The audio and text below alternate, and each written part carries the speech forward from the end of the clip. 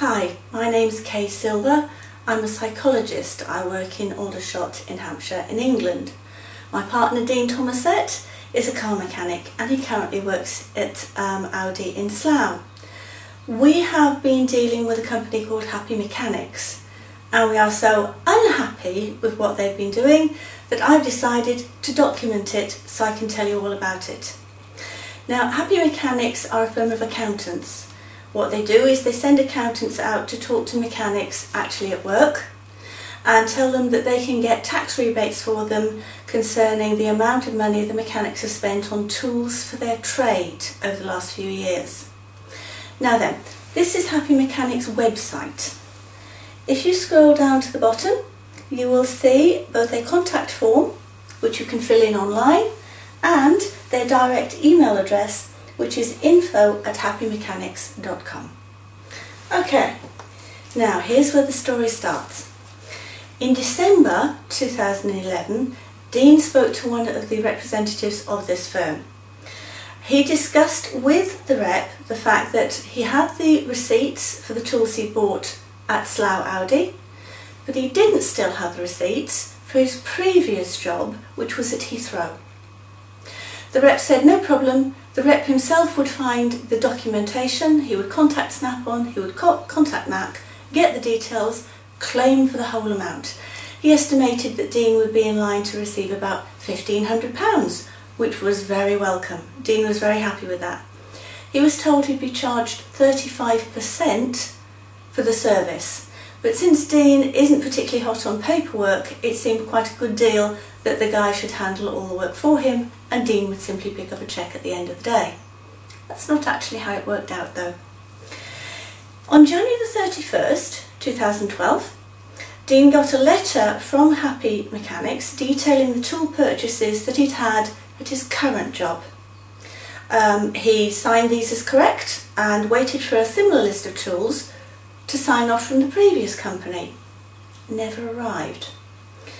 In March 2012, Dean was told by phone from Happy Mechanics that the work was complete, but his rebate was only £300. He queried this and he was told that they never applied for the rebate on the tools that he bought while he was at Heathrow. He was told he should have done the work himself. So why was he paying them to do it? Also, he was told it is now too late to make that claim because the tax laws changed March 17th this year. So it's too late to make that claim. The money has been lost and lost forever.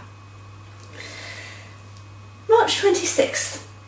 Dean's tax rebate cheque is sent to the wrong address. April 2012. Tax rebate cheque is finally received. It's not even £300. As well as the 35% management fee, 20% VAT has also been taken off. Dean was not told about this before. On checking, we find that he has been given a piece of paper with the fine print, and that mentions the 20%. However, logically, Happy Mechanics are dealing with people who are not comfortable dealing with their own paperwork. Therefore, why give them the fine print by paper? Surely you should actually tell them verbally what the conditions are. By definition, if they're not comfortable with paperwork, they're not necessarily going to get a handle on all your fine print. April 14th. Dean logs a complaint through the Squeaky Wheel site. Now, I don't know if you've ever used this, but it's absolutely brilliant. Now, what happens here is that you log a complaint on the squeakywheel.com. They immediately contact the company and they tell them by email that a complaint has been logged. It gives a return email address so that the company can respond. Not only that, but the complaint page itself also has an email link. If the company goes to the complaint page and they want to respond, all they have to do is to click on the email link and an email comes up and they can respond straight away. Absolutely no problem. But that's not what happened. Every time the squeaky wheel page is clicked on, another email goes through to the company's head office email address to tell them so. So they're continually told that people are looking at this website. By April 17th, the squeaky wheel page has been clicked on over 300 times. So not only have the Happy Mechanics got the notification that the complaint is going up, but they've had 300 additional emails to their head office email address, info@happymechanics.com, to tell them so. However, there's been no response. April the 18th, still no response. So we post the same complaint on another complaint website, canyoutrustthem.com, also sending an email from that site to tell them the complaint has been logged.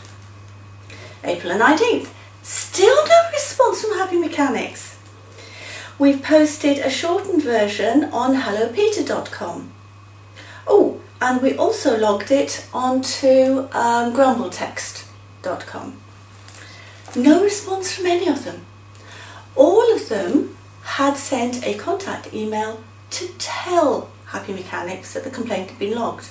All had been ignored.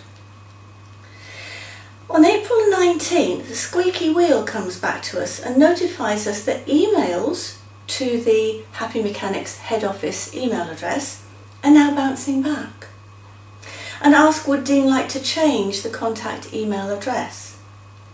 So I do a double check to see whether Happy Mechanics have simply blocked emails from the squeaky wheel, or whether they've actually taken down their whole email address. So I've sent out some test emails from personal email boxes, and they too have bounced back, showing that no, they hadn't just blocked the complaint site, they'd actually taken their email address down as a response to the flood of complaint emails that they've been getting. Searching online, I find another email address for them on Facebook, contact@happymechanics.com. So I change all the notification email addresses to this one. I also update the existing complaints on those sites to log what they've actually done, and to give the new contact address, contact@happymechanics.com, in the text of the complaint so everyone can see it. April 24th, finally a response. Sally Gittens, Client Service Manager, phones Dean, and over the course of several friendly sounding phone calls, she says she's investigated, she can see where everything's gone wrong, and she wants to meet with Dean to put things right. They arrange a meeting for Wednesday the 2nd of May 2012. Sally phones Dean yet again after this and asks them, pending the meeting, could he take down the complaints. He's reluctant, but after some pressure, he agrees. April 24th. Later in the day, I update the complaint web pages with the good news of a meeting for those who are following, except the Hello Peter site, which can't be modified until after resolution. And then on April 25th, the following day, I take down all the complaints as agreed. I remove the text of the complaint completely and update them to say, as they currently do, that the text of the complaint has been removed pending a discussion with Happy Mechanics.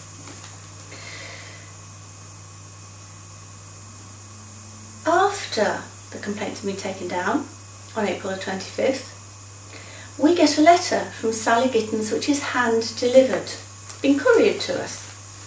Very different in tone from the friendly phone calls. She first of all states that we have taken down the complaint as agreed, then contradicts herself to state that we have not done as we agreed, and she threatens legal action. She claims that Happy Mechanics have never received any of the, by now, 500 emails that were sent to the official company email address. She claims they never changed the email address to avoid our flood of emails, and she claims that Dean refused to give her his email address over the phone. No, he didn't. She never asked. She would have been quite welcome to have the email address. Dean has been trying to send it to her for the past few days. April 26th.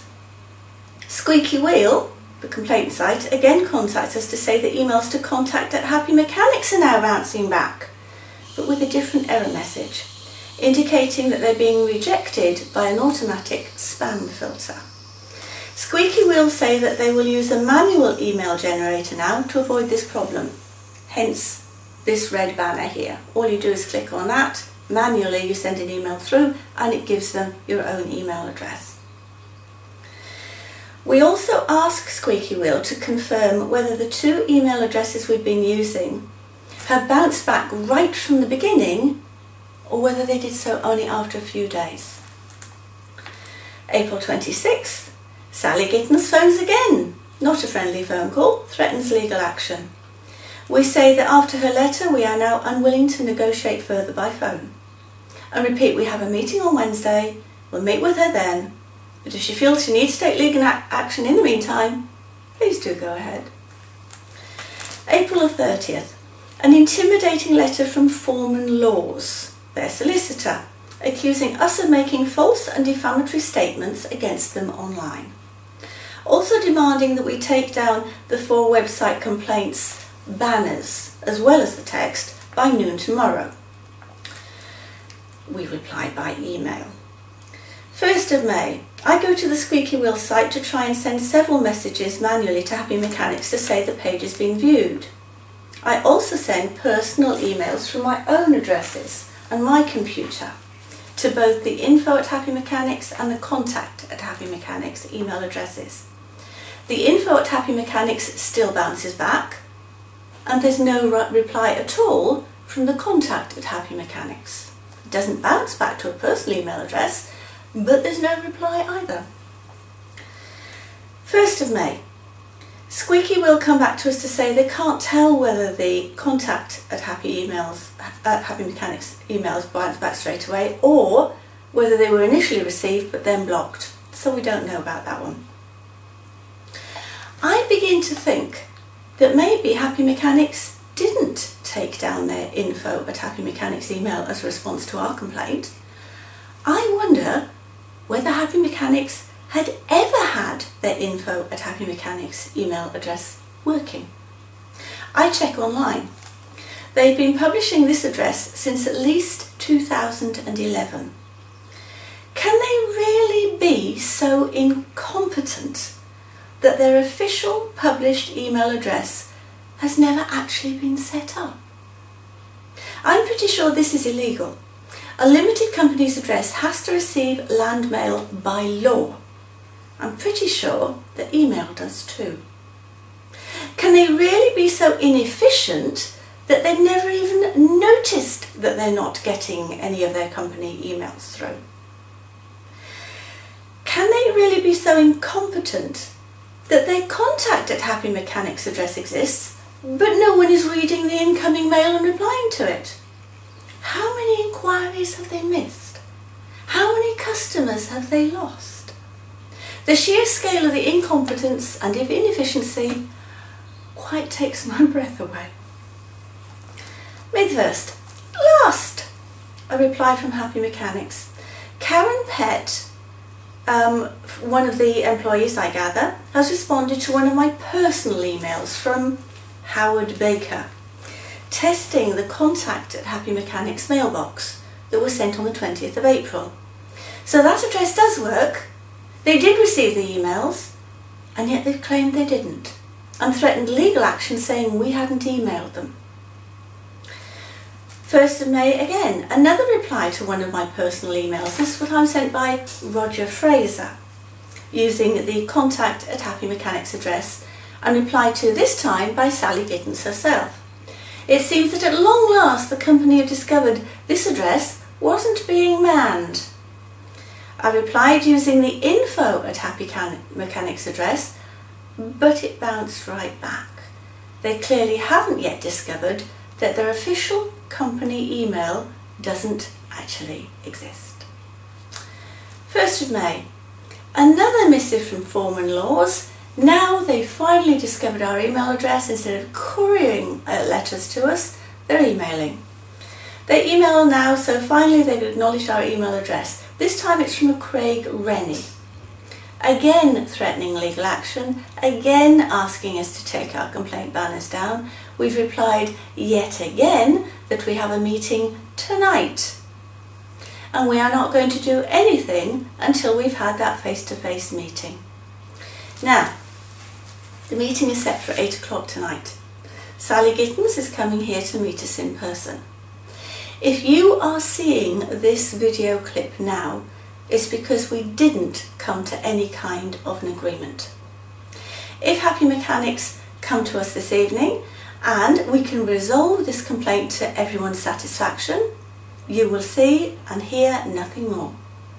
But if they have turned up and it's all gone wrong, I have pressed the public button, which means that everyone can now view this video. If you go to Squeaky Wheel, Can You Trust Them, Grumble Text and Hello Peter, I'm going to update those too.